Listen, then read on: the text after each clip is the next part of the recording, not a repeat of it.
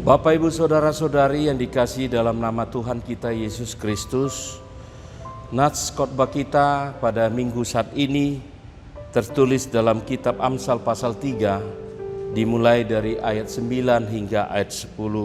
Demikian firman Tuhan. Muliakanlah Tuhan dengan hartamu dan dengan hasil pertama dari segala penghasilanmu, maka lumbung-lumbungmu akan diisi penuh sampai melimpah-limpah, dan bejana pemerahanmu akan meluap dengan air buah anggurnya.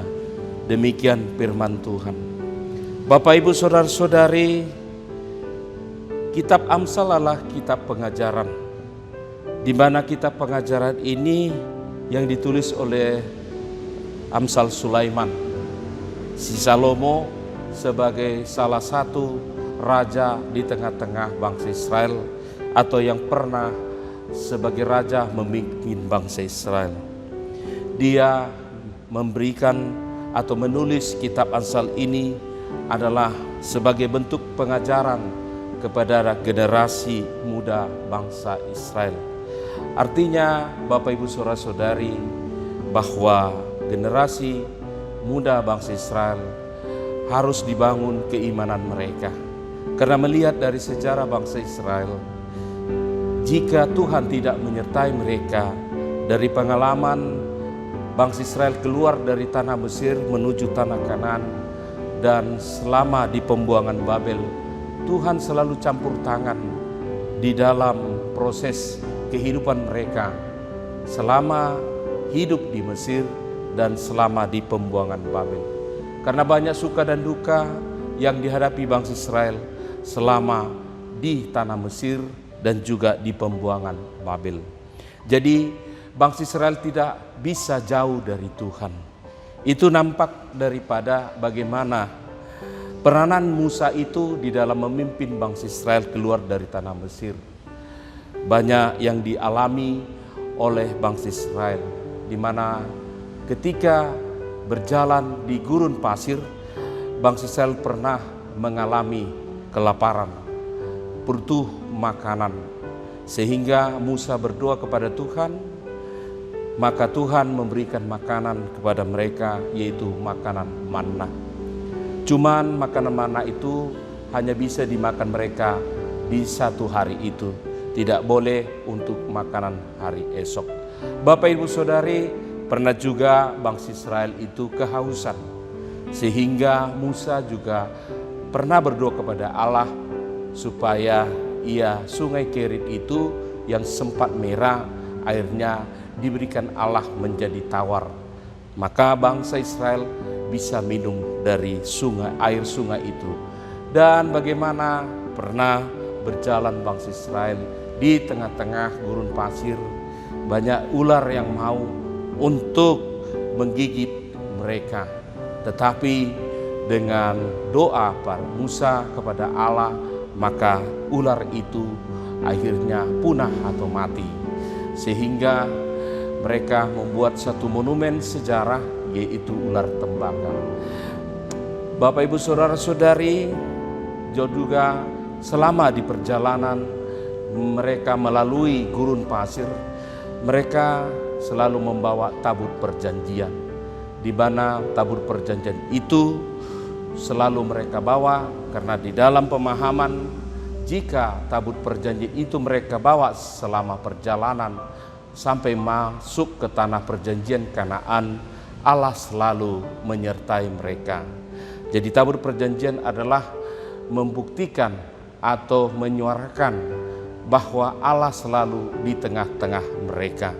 Bapak, Ibu, Saudara-saudari, sehingga dari pengalaman itu, maka Raja Salomo mengajarkan kepada seluruh keturunan bangsa Israel, mereka tidak boleh lepas atau jauh dari hubungan dengan Allah.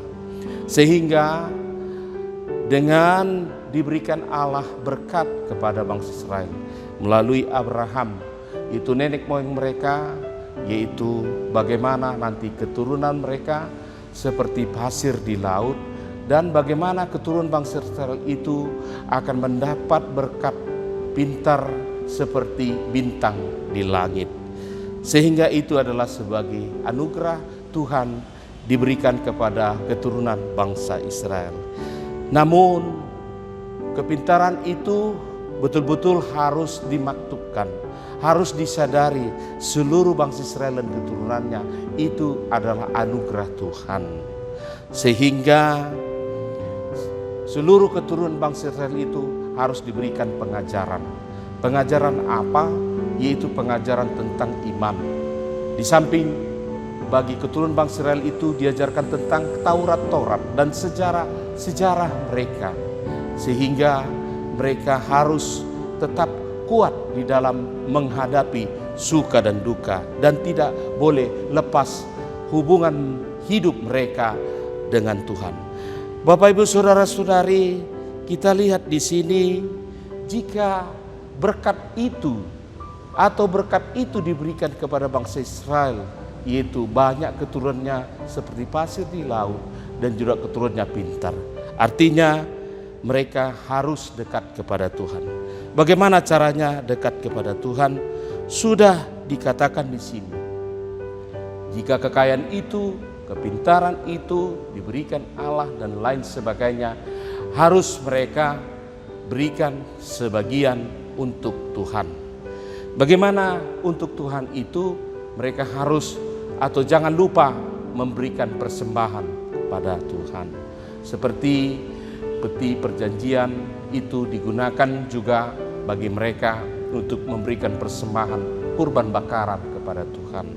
Jadi kurban bakaran adalah persembahan yang tidak bisa dilepaskan dari seluruh liturgi daripada ibadah bangsa Israel.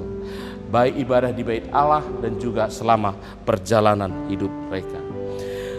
Jika diberikan kekayaan, mereka harus betul-betul memahami itu adalah bersumber dari Allah. Kekayaan itu juga harus disalurkan bagi orang lain yang membutuhkan orang lain. Artinya kekayaan itu adalah bukan milik kita, tetapi harus diberikan bagi orang lain. Termasuk di dalam pembangunan bait Allah harus mereka sisihkan. Bagaimana semua kekayaan itu mereka terima dari Allah. Artinya bahwa persembahan kekayaan yang lain itu mereka berikan demi kebesaran nama Tuhan. Bapak Ibu Saudara-saudari, di sini diutarakan bagaimana jika mereka panen, karena sebagian daripada mata pencarian bangsa Israel hidupnya dari pertanian. Jika mereka panen, mereka harus memberikan persembahan dari hasil bumi mereka. Mereka kumpulkan supaya mereka memahami bahwa tanah itu adalah ciptaan Tuhan, dan dari tanah itulah mereka dapat berkat dari Tuhan. Karena dari tanah itulah mereka dapat makanan, sumber makanan. Dari tanah itulah mereka dapat nafkah. Dari tanah itulah mereka dapat berkat dari Tuhan. Sehingga bagaimana semua yang mereka dapatkan, yaitu kekayaan dan bagaimana bahan pokok mereka itu adalah diberikan oleh Tuhan. Jadi mengingatkan kepada bangsa Israel bahwa kebutuhan mereka itu adalah diberikan oleh Allah melalui perantaraan daripada tanah. Bapak Ibu Saudara-saudari, ini mengajarkan kepada keturunan bangsa Israel supaya mereka memahami bahwa berkat itu bukan hanya milik mereka. Mereka harus bisa menjadi saluran berkat. Mereka harus bisa menjadi perpanjangan tangan Tuhan untuk membantu orang lain, untuk memberikan persembahan mereka bagi Tuhan. Dan juga mereka harus mensyukuri semua pemberian Tuhan itu, agar kemuliaan Allah itu nyata di dalam kehidupan. Itulah yang diajarkan daripada Nats Khotbah minggu saat ini. Allah adalah sumber pencipta. Allah adalah yang memberikan kebutuhan manusia. Dan Allah mengingatkan bahwa seluruh berkat, baik sesuai dengan profesi kita masing-masing, baik kita berprofesi sebagai petani, profesi sebagai kita dari ABRI, prosesi sebagai kita dari kehidupan yang lain, itu adalah pemberian Tuhan. Semua itu bukan milik kita, tetapi sebagian harus kita salurkan untuk menolong orang lain. Dan juga berkat yang kita terima, itu juga harus kita berikan menjadi persembahan untuk kebesaran nama Tuhan. Dan kita juga harus bisa menjadi saluran berkat bagi orang lain. Kita adalah alat Allah untuk menyatakan, membumikan nama Tuhan agar semakin besar. Dan jangan lupa untuk mengucap syukur kepada Tuhan di dalam seluruh kehidupan kita. Nafkah yang kita dapatkan itu dari Tuhan, dan kita harus bersyukur kepada Tuhan. Amin. Sekian.